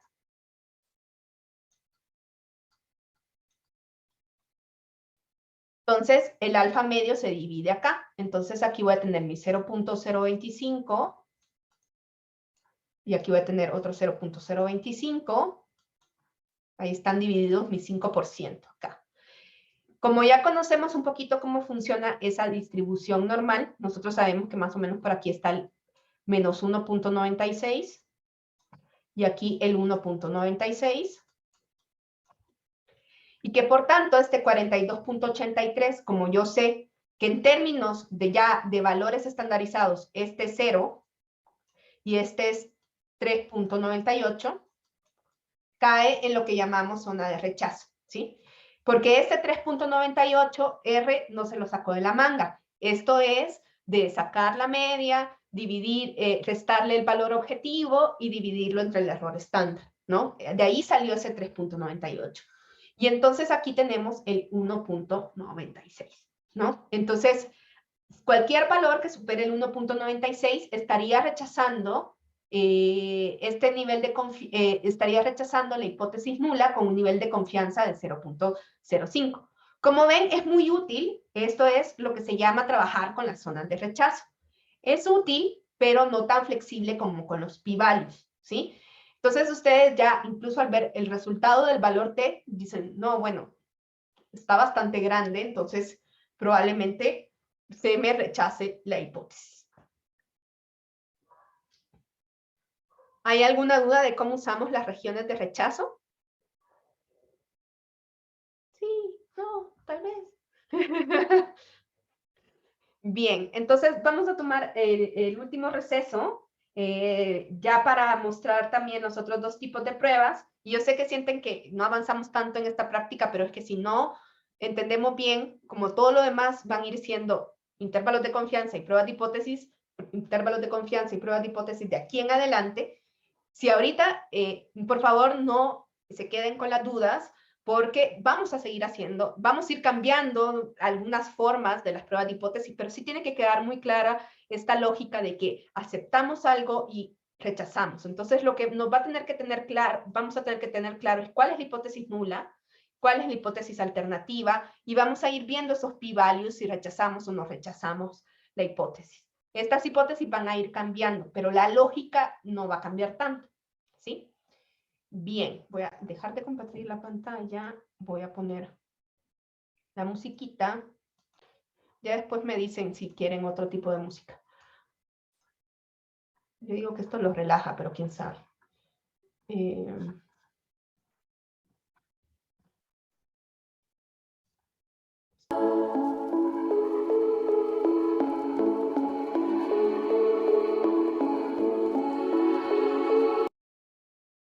Bueno, vamos a continuar. Vamos a seguir ahorita con la presentación, solo para que veamos qué es lo siguiente que vamos a hacer en R. Hay otras pruebas que son de tipo unilateral del lado derecho y de unilateral del lado izquierdo. Entonces, estas son cuando nosotros queremos ser más específicos con el sentido del cambio. En la otra simplemente nos iban a dar resultados significativos, tanto si era mayor como que si era menor. Acá nosotros, si tenemos una dirección del cambio, podemos preguntar si, por ejemplo, el valor es mayor al objetivo o menor que el objetivo. En el caso del ejemplo que nosotros tenemos, es que si alguien dijo que ganaban 40 pesos, ¿cuál es, podría yo afirmar que ganaron más o que ganaron menos? Entonces, las hipótesis se van a ver iguales en términos de que tenemos una hipótesis nula y unas hipótesis alternativas. La hipótesis nula siempre va a llevar el igual porque estamos asumiendo que ese es el valor de la población, pero también van a llevar su contraparte, ¿no? Entonces, si yo es mayor, entonces voy a decir menor o igual.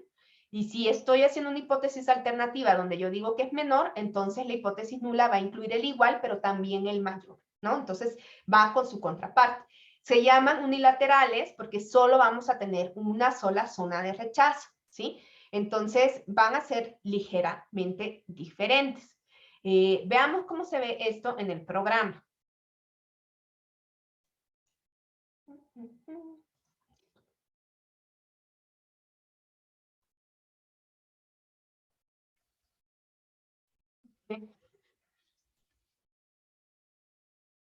Hubo una actualización del PowerPoint que me pone loca la computadora. Ahí está. Entonces, vamos entonces, si ustedes ven aquí tengo otra hipótesis, la hipótesis que es menor y la hipótesis que es mayor. ¿Cómo nosotros vamos a poner? En realidad, como siempre, R, aunque yo le dije, oye, no, pero es que lo que hiciste, ahorita solo dejé explícita la hipótesis nula y por alguna razón él asumió que estaba haciendo una hipótesis bilateral, ¿sí? Entonces, ¿qué es lo que realmente hizo R acá? Si ustedes ven, yo puedo ir modificando este código y además de poner mi variable aquí, mi nivel de confianza. Por ahí oí una pregunta o alguien que quería comentar algo.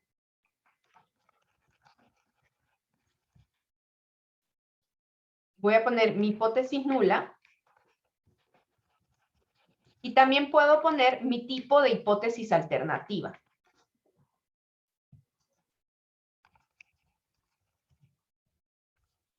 ¿Y cuáles son las que yo puedo poner?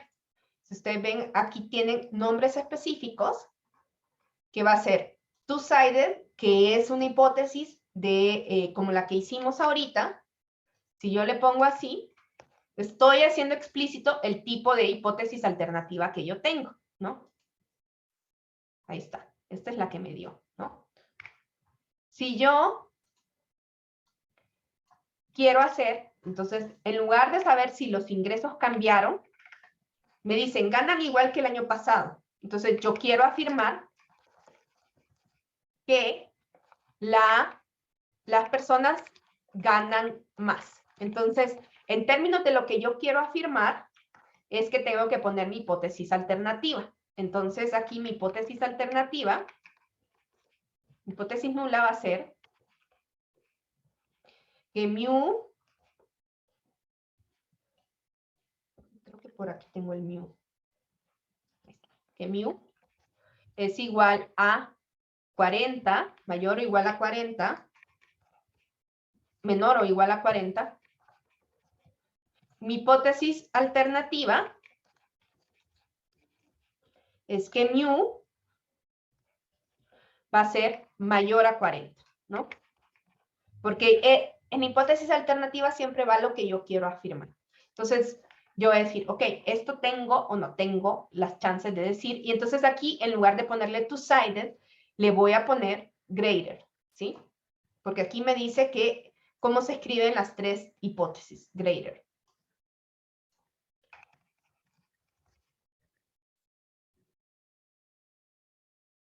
Listo. Si ustedes se fijan, entonces hoy mi p-value sigue siendo chiquito, ¿no? Sigue siendo chiquito y por tanto yo rechazo la hipótesis, ¿sí? Si ustedes ven el t, también sigue siendo el mismo porque la operación de estandarización de la distancia sigue siendo la misma, pero el p-value sí cambió. Sigue siendo chiquito, pero es distinto al otro que habíamos calculado porque lo calcula de otra forma. Hoy lo va a calcular como el valor igual o más extremo de tener ese valor de 3.98 o más grande. Por eso sigue siendo bastante chiquito, ¿sí? Veamos si alguien quisiera afirmar.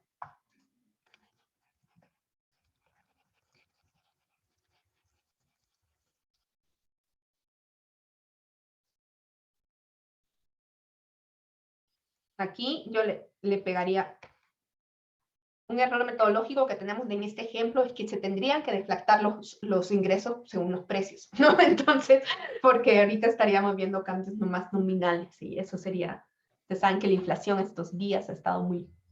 Entonces, si ganan menos, entonces mis hipótesis serían de este tipo.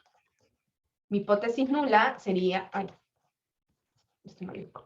Mi hipótesis nula sería que mu es mayor o igual a 40. Y la hipótesis alternativa es que mu vale menos que 40 pesos.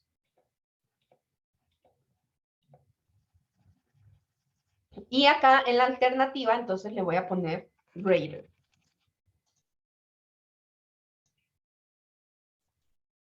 Ahí está. Entonces, acá, si usted ve en la alternativa, dice que es mayor. ¿Sí? ¿Sí, Adriana? ¿No tendría que ser less en ese caso? Ah, sí, perdón. Sí, gracias. Ahí está, less. Entonces, nosotros ahí ya tenemos que la hipótesis alternativa dice que es menor que 40 y vean este p-value. A ver, les voy a hacer la pregunta a ustedes. ¿Se rechaza o no se rechaza la hipótesis nula? El sí es se rechaza y el no es no se rechaza.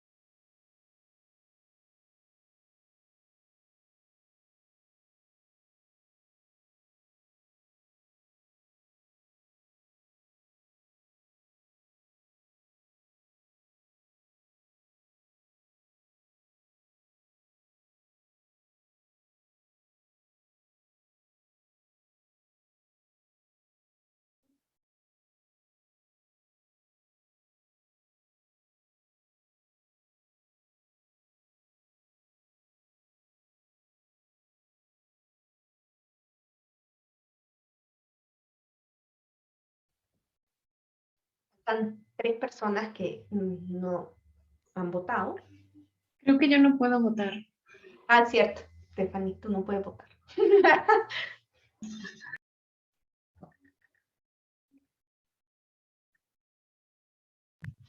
Pero digo que no. Falté yo, pero es que algo no me sale. Ah, ok.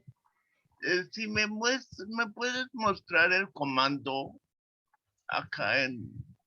Y ahorita lo pego acá. También están en las prácticas, pero lo pego acá con gusto.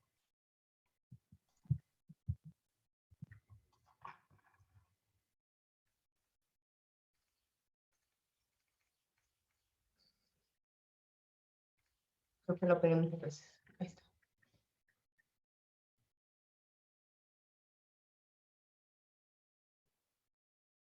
Con el with y con el t-test ya se van viendo más cosas y los paréntesis empiezan a crear problemas. Entonces ya, antes de irnos, solo les voy a enseñar cómo se haría esto con el otro paquete infer, que ya nos da estos resultados en formato tidy.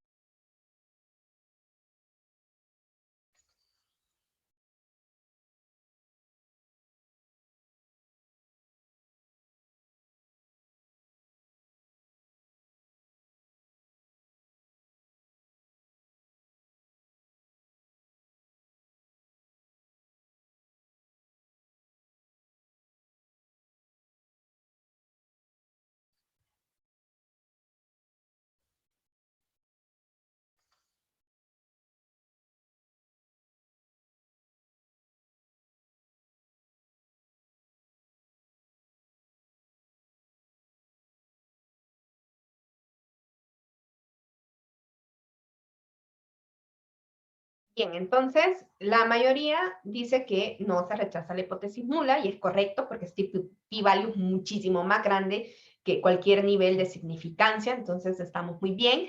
A esos 4 chequen ahí que, acuérdense, podemos ver el p-value. Cuando estemos haciendo prueba de hipótesis, vamos a revisar este p-value que nos da la probabilidad que dado que nuestra muestra proviene de datos que acepten la hipótesis nula, nosotros tengamos este resultado. Si nosotros tenemos este resultado, pues, o sea, hay casi un 100% de probabilidad que sí hemos tomado una muestra. ¿De dónde? De una población que tiene unos ingresos por hora promedios iguales o mayores que 40. Muy altamente probable, ¿no? Entonces, yo no puedo afirmar que ganen menos de 40, ¿sí? Entonces, así es como podemos interpretar el p-value, ¿sí? Entonces, si ustedes vieron ya este código se fue complicando, que con el with, que con estos, y justamente lo que no queríamos del montón de estos paréntesis se nos fueron acumulando. Entonces, para eso, nosotros tenemos el paquete infer, ¿no? ¿Cómo funciona el paquete infer? El paquete infer, y ya luego en las otras clases les enseño este tidy, lo que hace es que nosotros vamos a poder hacer el t-test de manera muy parecida. Lo voy a hacer con el paquete infer. Y con esto empezamos en la siguiente clase. Infer es un paquete que ya está diseñado para que no tengamos que poner este with, pero digamos que el output no es ceremonioso. Yo le tengo mucho cariño a este output ceremonioso de R, y lo que nos va a dar, como todo en tidy, nos va a dar un resultado en una tablita. Entonces, funciona muy parecido, y una de las cosas hacia donde se están moviendo los paquetes, que también le permite más compatibilidad con otros softwares, es que el R de base tiene muchos de estos puntitos, ¿no? Entonces, se están como cambiando los puntitos a guioncitos bajos, porque eso da problemas en otros paquetes. Entonces, funciona igual. Lo voy a copiar hasta acá, como lo teníamos, nuestro filtro, porque sigue trabajando con pipes. Y en lugar de poner with, yo le voy a poner, bueno, esto proviene de infer, 2 puntitos, y se llama t-test, ¿no? Es igual. Pero es un poco diferente en cómo nosotros lo vamos a escribir. Yo aquí tengo que escribir cuál es mi variable de respuesta, ¿sí? ¿Cuál es la que yo estoy modelando? En este caso son los ingresos por hora. Y tengo que poner y voy a poner, por ejemplo, acá, tstat, no es test, perdón. Y voy a poner mi mu igual a 40. Entonces, nos va a dar un resultado, pero no es tan ceremonioso, sino que es una tabla, pero que tiene los mismos resultados. Si ustedes ven, que tiene nuestro estadístico, que era nuestro valor de t, nuestro grado de libertad, que es 1 menos el tamaño de la muestra, porque solo estamos estimando un parámetro. Nos dice el p-value, nos dice el tipo de prueba que estamos haciendo, que en este caso es la alternativa. El estimador se refiere al valor de x barra, y aquí está el intervalo de confianza menor, el inferior y superior, ¿no? Entonces nos da todo esto en términos de una tabla, que si ustedes están haciendo como varias pruebas, puede ser útil si ustedes quieren poner como varias pruebas juntas, porque esto ya se puede guardar como una tablita, ¿sí? Igual va a tener, si ustedes ponen aquí en help t-test para buscarlo, también va a tener también van a tener acá más información. Vamos a ir trabajando un poquito con esto, porque ya buena parte de, por ejemplo, de las proporciones la vamos a hacer mejor con este comando, porque las proporciones sí se ponen un poco complejas con formato base. Y vamos a poner también ya las diferencias de medias también en este formato. Entonces, si ustedes ven, no es tan ceremonioso, pero sí tiene toda la información que necesitamos. Si ustedes necesitan otra alternativa,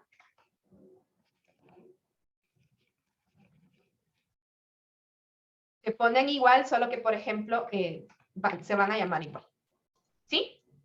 ¿Sí, Adriana? Me mandó un mensaje el programa en donde dice que la prueba te comparto mi pantalla. Por favor.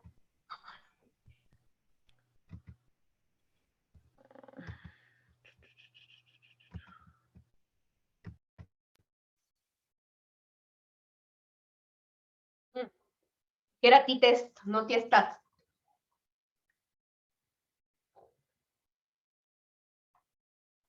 Lo escribí mal porque por seguirle es t-test.